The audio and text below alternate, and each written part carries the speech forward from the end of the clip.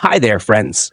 Welcome back to my channel. Today in this video, I am going to show you how to turn on video downloads mode on the TikTok app. Please consider subscribing to my channel and liking this video. Let's get started, guys.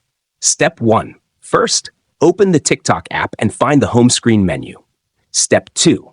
Next, tap on your profile picture at the right side of the screen corner.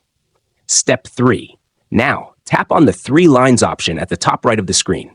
Step 4. Next, locate the Settings and Privacy option at the bottom of the screen and tap on it. Step 5. Now, locate the Privacy option and tap on it. Step 6. Next, scroll to find the Downloads option and tap on it. Step 7. Now find the Video Downloads option. This is turned off. Final step, for the last and most important step, tap on the Video Downloads option to turn it on instantly. If you found this tutorial helpful, don't forget to like this video and subscribe to my channel. Thanks for watching, and see you next time.